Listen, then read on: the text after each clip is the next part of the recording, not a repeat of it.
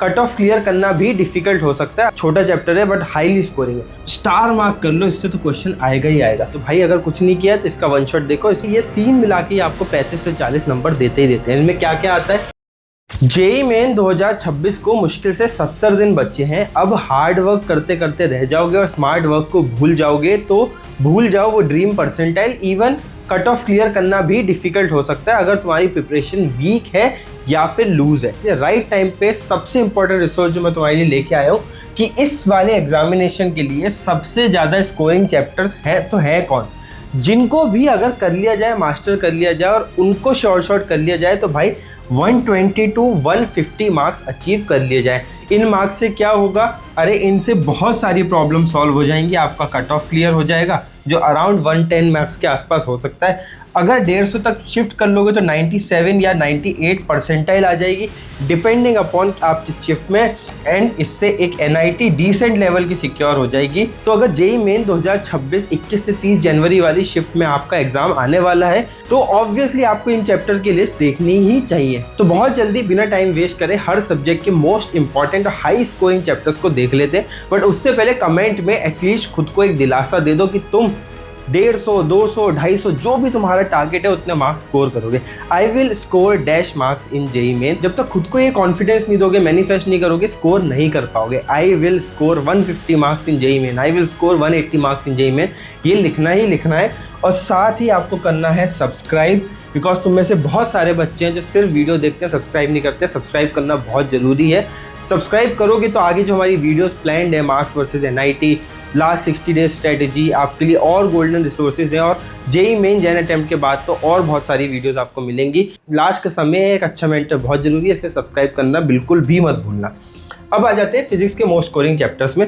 सबसे ज़्यादा स्कोरिंग है मैकेनिक्स। यहाँ पे 4 से 5 सवाल आपको मिल जाएंगे इस अकेले मैकेनिक्स से।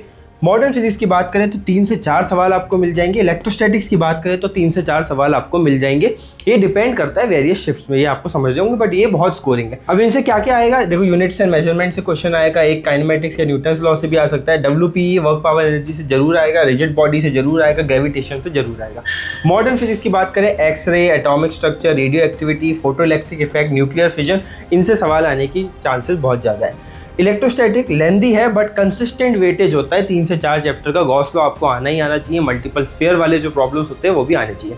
अभी तो रुको, और भी चैप्टर्स हैं। Current electricity, fundamental chapter 2-3 question आएंगे ही आएंगे। Wheatstone bridge, colour coding, Ohm's law, सब पे कोई ना कोई क्वेश्चन आ ही जाता है। बहुत छोटा चैप्टर है बट हाईली स्कोरिंग है। Properties of solids and fluid, अगर आपने ये चैप्टर नहीं किया तो कर लो, इजी चैप्टर है बट स्कोर होता ही होता है, 1-2 क्वेश्चन आती हैं। Same with EMI and ACA, easy topics होते हैं और रेगुलर क्वेश्चंस आते हैं।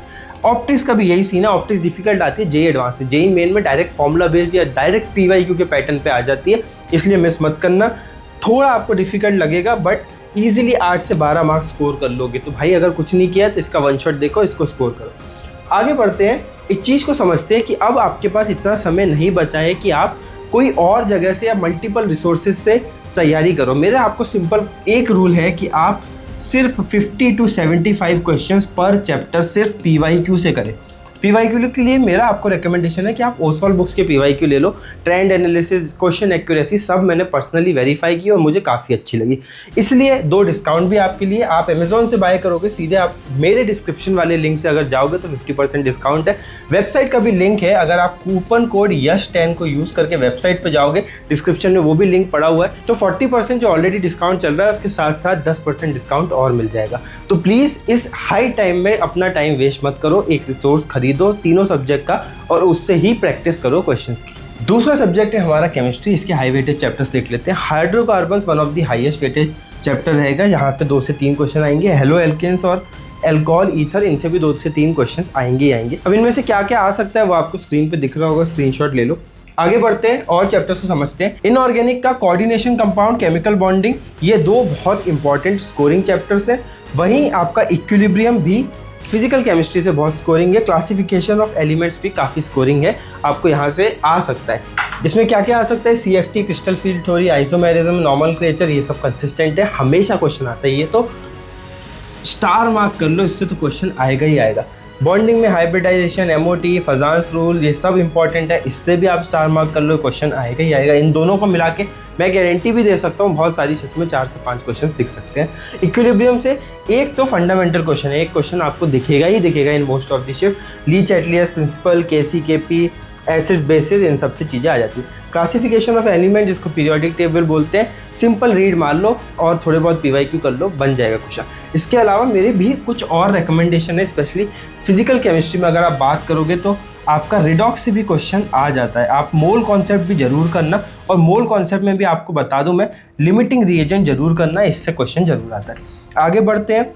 मैथ्स में हम समझते हैं कि कहाँ से क्वेश्चन आएगा। ऑब्वियसली डिफरेंशियल कैलकुलस 4 से 6 क्वेश्चंस आ रहे हैं, इसको मिस करना ही नहीं है। इंटीग्रल कैलकुलस अगेन बहुत हाई वेटेज, उन लोगों को मिला के आपको 8 से 10 क्वेश्चन मिल सकते हैं। 8 क्वेश्चन भी करोगे तो 32 मार्क्स तो यहीं से हो गए। देन कोऑर्डिनेट ज्योमेट्री 3 क्वेश्चन, तीनों को मिला के इन दी वर्स्ट केस भी 10-12 क्वेश्चंस मिल रहे हैं। 12 चौक 48 होता है, और इन दी वर्स्ट केस भी ये 3 मिला के आपको 35 से 40 नंबर देते ही देते हैं। इनमें क्या क्या आता है? Basically limits, derivatives, application of derivatives, इन सबसे क्वेश्चन आते हैं। इंटीग्रल्स में बात करें, डेफिनेट इंडेफिनेट इंटीग्रल से एक क्वेश्चन जरूर मिलता है। एयूसी, एरिया अंडर कर्व से एक क्वेश्चन जरूर मिलता है।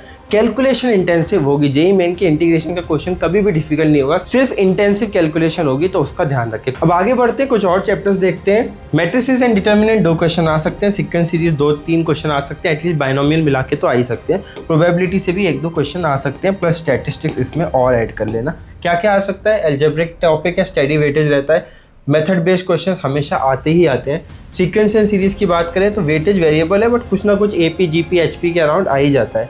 ठीक है, प्रोबेबिलिटी लोअर वेटेज है, बट 1-2 क्वेश्चन जो शॉर्ट है वो प्रोबेबिलिटी और स्टैटिस्टिक्स से आ ही जाते हैं। इसके अलावा अगर आपको इसके साथ साथ अगर आप चाहो तो ट्रिग्नोमेट्री, वेक्टर 3D से मिला के 2-3 क्वेश्चन आते ही आते हैं। ठीक है, तो उसका भी आप ध्यान रख लेना। सेट, रिलेशनशिप, कॉम्प्लेक्स नंबर, इन सबको बाद में आप कर सकते हो, बट सबसे ज़्यादा वेटेज अभी इनको ही देना है। नेक्स्ट आ जाते हैं कि प्रैक्टिस कैसे करना है। भाई बहुत सिंपल सा फ्रेमवर्क बता रहा हूँ, प्लीज़ इसके अलावा कुछ मत करना। अगर आपने चैप्टर पहले से पढ़ रखा है तो आप सिर्फ नोट से रिवाइज करेंगे। अगर आप उसमें 0 हैं तो आप सिर्फ 1 शॉट से पढ़ेंगे। लेक्चर करने का बिल्कुल टाइम नहीं है। इसको 5 से 6 आवर्स में ख़त्म करने की कोशिश करेंगे। 50 PYQs की सीधे आप पर चैप्टर टारगेट करेंगे। बुक आपको पता ही है, मैंने बता दिया है कि आप ओसवाल बुक्स खरीद सकते हो, 50% डिस्काउंट है। आप अगर यस 10 का कूपन कोड यूज़ करते हैं, डिस्क्रिप्शन में लिंक भी मिल जाएगा। इसके बाद आप वीकली मॉक टेस्ट है, उसमें ये सब समझ में आ जाएगा कि आप कितने पानी में और क्या क्या आपको इम्प्रूव करना है। ये सारे चैप्टर्स मिला के एक अच्छा स्कोर ला सकते हैं, इसलिए स्मार्ट वर्क करो, सब्सक्राइब करो, और नेक्स्ट 70-75 डेज जो भी बचे हैं उसमें पूरी जी जान लगा दो। हमने 2 वीडियोज़ और बताई हैं, हमने और भी बहुत वीडियोस बनाई है कि 75 डेज़ का प्लान क्या होगा, एनआईटी वर्सेस परसेंटाइल क्या होगी, ये सब भी आप जरूर देख लेना ताकि फुल ऑन आपकी तैयारी हो। मिलते हैं अगली वीडियो में, till then keep working hard.